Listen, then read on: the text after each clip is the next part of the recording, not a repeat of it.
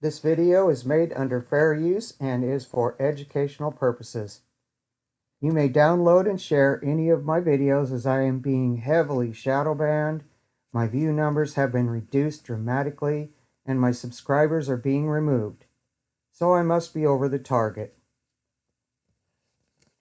This is the second time I've made this video. I apologize for the first make of this video. It caused confusion and I didn't take into account that many people only have cell phones and couldn't see the documents that I was referring to. I thank all parties who have given factual historical references to the events that unfolded during the American Civil War. I thank Diane for the books about the true history of Lincoln. The following is a compilation of information from these sources, including my own input concerning this history. Also, I referenced the Holy Bible for good reason. This enemy knows the Bible very well, and everything that they do relates to the Bible in some way. It doesn't matter what any of us think about religion or the Holy Bible, it matters what our enemy believes. If we do not understand our enemy, we cannot defeat them. This video is meant as a brief outline of the true history and motives for the American Civil War. What we've been taught in public schools is mostly lies to elevate members of the Khazarian Jewish Mafia and the Luciferian Masons to the status of gods as their cult religion promises them that they can become. See the Lincoln assassination, the Kennedy assassination, Reagan attempted assassination, Trump attempted assassination, and so on. They want to be martyrs. These were all staged. They do not kill their own. They have godlike fame and control of people everywhere. That is what gods do. Lowercase g. Prior to the American Civil War, the country operated under God's common law, i.e. the law of the land. The constitutions were put in place to enforce the law of the land. Each state was considered its own nation state. The only political status in this country was a state citizen. If you were the citizen of one of the states, you were considered amalgamated citizen under the United States of America. So, if you were a citizen of a state, you were a citizen of the nation. That's where the term national comes in. You were a state national citizen. Small s in state, by the way. They were not corporations yet. The American Civil War was started by the Rothschild Jews who funded both sides of the conflict to put the real unincorporated American government deeply into their debt and push it aside. What the Khazarian Jews wanted in return for their investment in this staged war was that the people in this country be used as collateral on the debt. This is how the Khazarian Jewish Mafia has taken over nearly every country in the world to this point, and they have staged the final war, World War III, as was predicted and planned in part by 33rd degree Luciferian Mason Albert Pike in his 1871 book, Morals and Dogma. This final war is to bring in the New World Order and to enslave all the world's people under one satanic Luciferian government and Jewish Noahide laws. First, understanding the basic history of the Jewish Mafia is crucial. The satanic Khazarian Jews have a long history of murder, theft, name stealing, and name changing. Their original country, Khazaria, is now Ukraine. These Khazarian Jews sacrifice children to Satan and their demon gods in the cruelest fashion. These are Ninth Circle Satanists, which consider themselves to be the closest to Satan in hell. See Dante's Inferno. These Jews are the ones that we were warned about in the Holy Bible. I paraphrase. Beware of those who say that they are Jews but are not, for they are the synagogue of Satan. See Revelations 2:9 through 11 and 3:9. Some 1,500 years ago, neighboring countries forced these Satanists to adopt another religion, to quit murdering merchants, stealing their names and goods to steal and murder even more, and to quit sacrificing children to their demon gods. The Khazars decided to become Jews. These Khazarian Jews not only continued to sacrifice children, but they also tortured them in manners that I will not describe here to get the adrenochrome levels up in their blood. Then they drink that child's blood and eat that child's flesh. They are true vampires. They blaspheme God at every turn, and innocent children are the most precious to God. This is partly what is required to be in the ninth pit of hell next to Satan. And you'll notice in this picture that I have up here that they are in their black and white Masonic colors, using their symbolism, hidden hand, which the Masons also use, the finger over the mouth, which means don't tell anyone their secrets. And you'll see that in several places in this picture where they cover their mouth. And this is all on purpose. They're telling you who they are.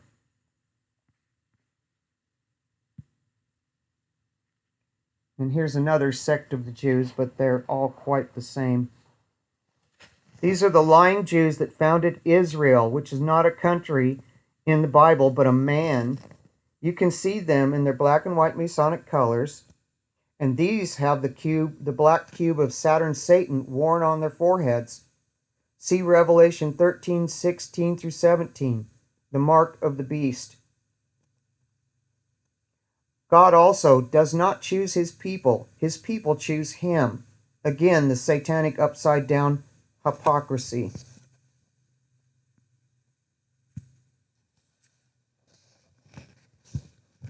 This is pedophilia in the Jewish Talmud. Sanhedrin 55b. A Jew may marry a 3-year-old girl. Sanhedrin 54b.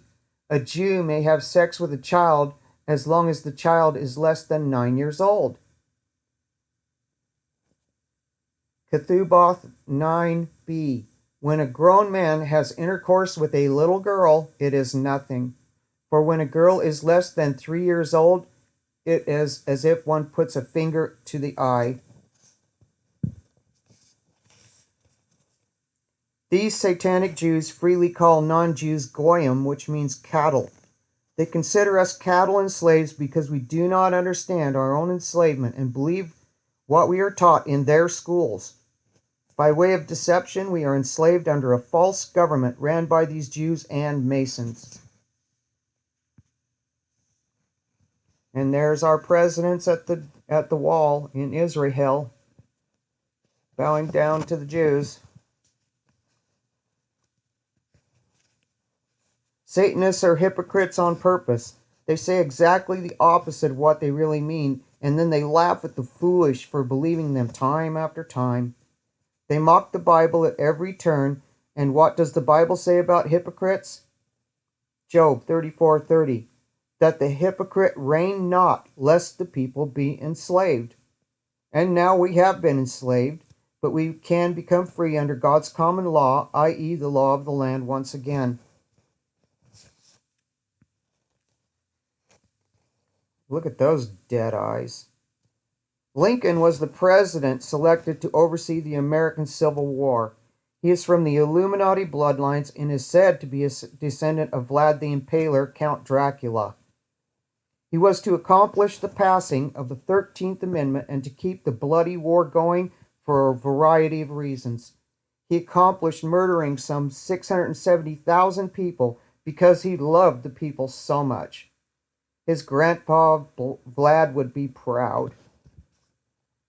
Here are some passages from the book Lincoln Unmasked by Thomas D. Lorenzo. As soon as he was elected, but before his inauguration, Lincoln instructed Seward to begin the procedure to enact a constitutional amendment that would say, quote, "The Constitution should never be altered so as to authorize Congress to abolish or interfere with slavery in the states," end quote. So just like a Satanist, they say one thing and do another. Lincoln illegally suspended the writ of habeas corpus and had his military imprison tens of thousands of Northern political critics and opponents without due process. He censored all telegraph communication, shut down the over 300 opposition newspapers, imprisoned dozens of duly elected officials in Maryland, and participated in the rigging of northern elections, waged war without the consent of Congress, illegally created a new state, West Virginia, and deported the most outspoken member of the Democratic opposition, Congressman Clement Vallandigham of Ohio. Lincoln famously said of Ulysses S. Grant, a Mason, there's the hidden hand, that he admired him and would stick with him as the commander of the Army of the Potomac because he fights. Quote, he fights, end quote. In other words, Grant was the general who would never stop killing his fellow citizens, no matter how many of his own men were sacrificed in the process. Lincoln also refused all proposals for peace concerning the American Civil War.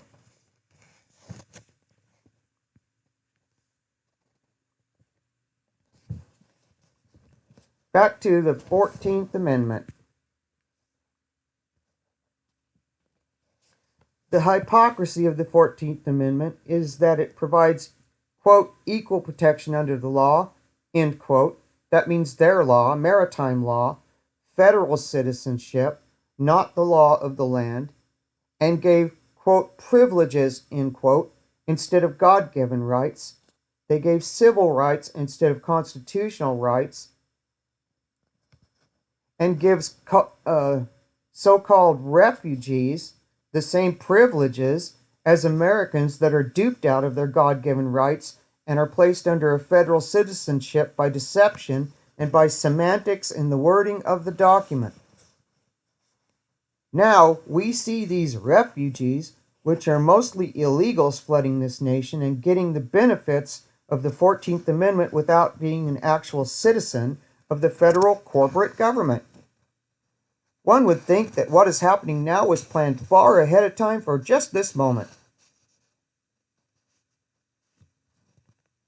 The first sentence of the 14th Amendment is where much of the deception is, but what we need to understand is that the 13th Amendment was set up prior to the 14th Amendment in order to carry out this farce and enslave people under voluntary servitude. The 13th Amendment states that, quote, neither slavery nor involuntary servitude is permitted in any state unless a person has been duly convicted of a crime, shall exist in the United States, or any place subject to their jurisdiction, end quote. Notice that the term voluntary servitude is exempted from the 13th Amendment. Voluntary servitude is thus legal by exemption. The use of the word there is also important as it is passed for the states, i.e., their jurisdiction. There is plural, not singular.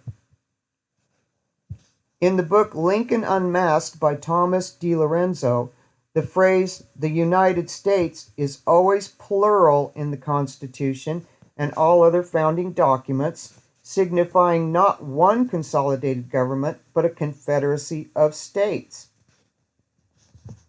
After the war, Southern legislatures were allowed back into Congress to vote on the 13th Amendment on January 31st, 1865. These same Southern legislators were kicked out of the Union unless they ratified the 14th Amendment into law. Prior to this, the Southern states wanted to remove themselves from the Union. Now they are kicked out and extorted in order to pass the 14th Amendment. The first line in the 14th Amendment states, quote, all persons born or naturalized within the United States and subject to the jurisdiction thereof are citizens of the United States and of the state wherein they reside. According to Roger Sales on his site globalvoiceradio.net, quote, the first landmine is the word and, linking the first two portions of the sentence together. The first qualification is, quote, all persons born or naturalized, And the second is, quote, and subject to the jurisdiction thereof. The jurisdiction thereof refers to the federal government. The is singular in this sentence, which is distinct from the 13th Amendment that refers to their jurisdiction, which is the states. Now you have the plural and the singular. The two sentences are not mutually exclusive. You cannot have someone born or naturalized in the United States without them being a citizen of the federal government, according to the 14th Amendment's use of the word and. How is the 14th Amendment the great equalizer? Is it because it can make nearly everyone a slave regardless of race? How can this sentence entrap us? How did we enter voluntary servitude under the 14th Amendment? Good questions. This government will ask you, are you a U.S. citizen or a citizen of the United States? And are you a resident of whatever state you live in? If you answered yes to these questions, you just agreed to your own voluntary servitude as a federal citizen under the 14th Amendment. That is what a U.S. citizen or citizen of the United States is. This is contract law under a corporate so-called government. You have the option to be a state national citizen, which places you under the law of the land, i.e. God's common law. You can exit this voluntary servitude that this fraudulent government has placed you under. We will discuss this soon. This government became a corporation in 1871. So it is the corporation of the United States of America, and so on. Now all the dominoes are in place to topple landlocked governments and to enslave all citizens under corporate maritime law and federal U.S. citizenships by the end of World War III. The 14th Amendment slave contract has worked, and most people have no idea that they were born into slavery and are taught in their schools that they are free. Also, 1871 is when Luciferian Mason Albert Pike published his book Morals and Dogma, which outlines the 3 world wars and how they will be accomplished. This is no coincidence. Everything is scripted by the satanic Luciferians far ahead of time. This is a satanic movie, and the people that represent this criminal government are all actors on a stage, including every selected elected official, right up to the corporate CEO president. That includes all presidents from Lincoln on, including JFK, Trump, Biden, and so on. We can peacefully stop them by opting out of the voluntary servitude of the 14th Amendment and become state national citizens under God's common law, the law of the land, once again. This country is operating under 2 citizenships and 2 governments. This fact is backed up by their own court rulings. It is important to note that all laws passed after 1860 are not legal under common law. The 70,000 plus codes, rules, bills, mandates, executive orders, and so on are to further enslave us under mounds of red tape and to rob us at every turn, including taxation without representation. God's common law is easy for anyone to understand. If there is a crime, there is a victim. A victim of a crime is compensated for the injuries incurred on them by the criminal. A jury of your peers is selected to hear your case. A judge may sit as a mediator and answer any questions that the jury may have. A jury has the right to throw a law out if they agree that it is not for the benefit of the people. No juries are fully informed of this ability in this corporate government. The sentence is carried out quickly and there are no appeals. The military, under the law of the land, can protect our borders from invasion and protect our nation from those attempting to overthrow our landlocked government from within, as this corporate government is doing. Our real military has no authority to wage war against other nations. Only the military mercenaries of the corporate government do this, which means that they are not truly our military. The penalty for treason against the United States under the law of the land is death by being shot or hung. It does not take a jury to do this. Your local sheriff can make it happen, but many of them are corporate shills and masons, which means that they are guilty of the same crimes. We are witnessing treason against we the people on a mass scale once again. Satan's short season must end. How to exit the matrix of deception? I looked and found an easy way to change my citizen status, and it will work for a passport application too. This won't affect anyone's Social Security either. I was contacted by someone who used methods put together by Roger Sales on his website globalvoiceradio.net. Please look at this site and go to New Student Start Here. Roger backs up everything with case law and lots of it. That's important if they challenged you about your change in status or any other legal reason if they oppose you. If this is done right, I see no issue. All that is required is one document to be notarized called Affidavit of Citizenship Evidence, and another one to the U.S. Department of State in Washington, D.C., requesting that your change of citizenship be placed in your file, which is signed by you. Both of these documents are to be sent to the U.S. Department of State in Washington, D.C. The Affidavit of Citizenship states, quote, I, your name goes here, being duly sworn under penalty of perjury of the laws of the United States of America, hereby declare my intention to be a national with God-given constitutionally protected rights and not a U.S. citizen in a condition of voluntary servitude with civil rights under the scope and purview of the 14th Amendment, end quote.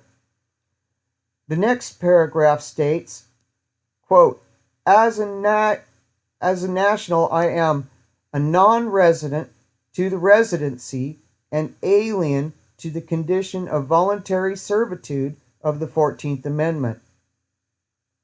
National status is deceptively identified at 26 CFR 1.1-1A as a non-resident alien. Under that is a line for your printed name, under that a signature line, and under that is your Social Security number, and lastly, a place for the notary to sign, date, and stamp your document. It's very simple. It's less than one page. The second document is to the U.S. Department of State, 2201 C Street, Washington, D.C., 20520, and that's where both documents go, by the way. Attention Records Department. Dear Sirs, I am contacting your office at this time to request a change in my citizenship status from U.S. citizen to small s state national citizen, because it's not a corporation. Please adjust your records accordingly and place this request and change of citizenship status firmly and permanently in my file at this time. Thank you for your service and assistance. Then below that, you place your written name, signature, and the last 4 digits of your Social Security number on this document. This second document does not need to be notarized. Make a copy of these 2 documents and keep the originals in a file. Send the required documents to the United States Department of State, certified with return receipt. Once you get the return receipt, you can follow Roger's directions to get a passport. A driver's license is not necessary for identification and links you to the corporate government under the 14th Amendment Slavery Clause. Under the law of the land, you are not required to have a driver's license. Only commercial drivers are required to have one.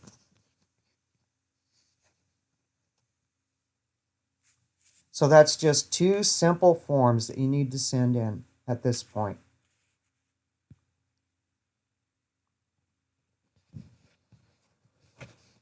Once you get your return receipt, you can take a copy of that and the documents that you sent in, along with this letter,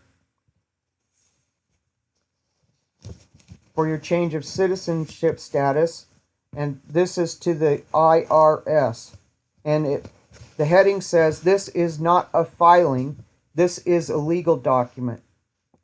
And you don't want them to think it's a filing, because then they'll want to charge you hundreds of dollars for it. So it's a legal document. Followed by the address of the IRS office nearest to you. Under this address, it says, quote, the notice to the principal is notice to agent. The notice to the agent is notice to the principal, end quote. Next paragraph says, quote, please find citizenship evidence enclosed to change my national status. The third and last paragraph says, quote, please place this legal affidavit firmly and permanently in my administrative file.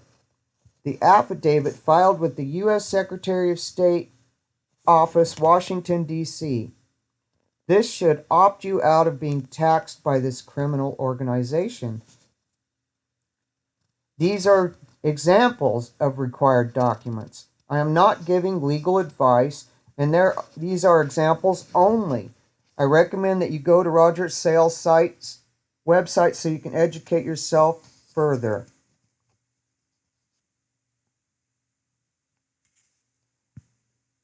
And then on his website, you'll see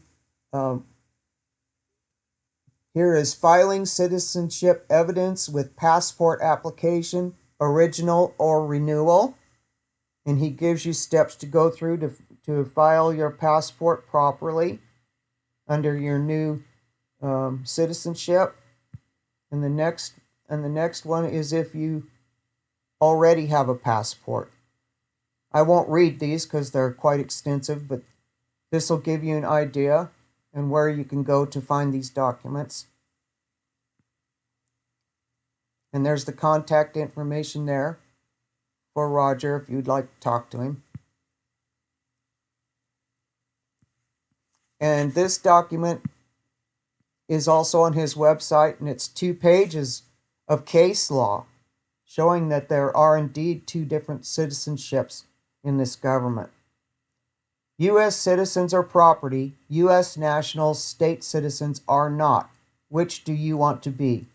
So look that up and read up on the law that will protect you.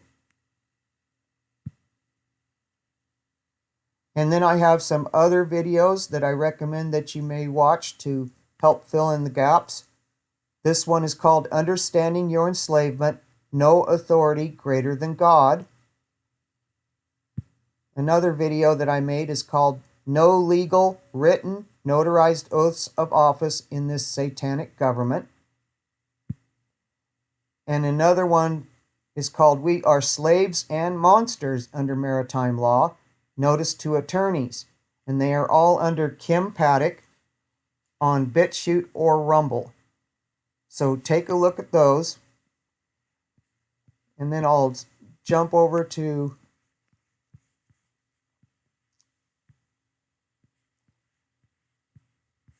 I want to pull up Roger's website here.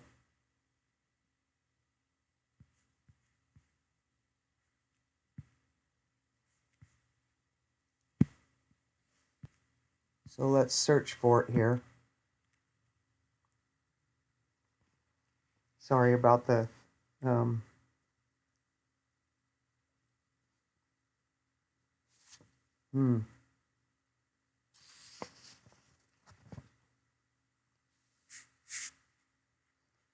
Oh, give me a moment.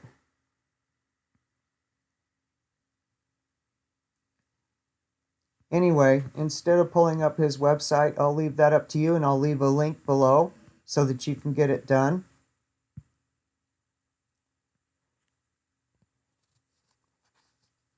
And here's how I'm going to close. If you have taken other measures to remove yourself from this criminal government, this process may be an additional step to take to avoid legal problems in court if and when they may arise concerning your citizenship status. This method is backed by a lot of case law that can be used against the criminal government if such a need arises.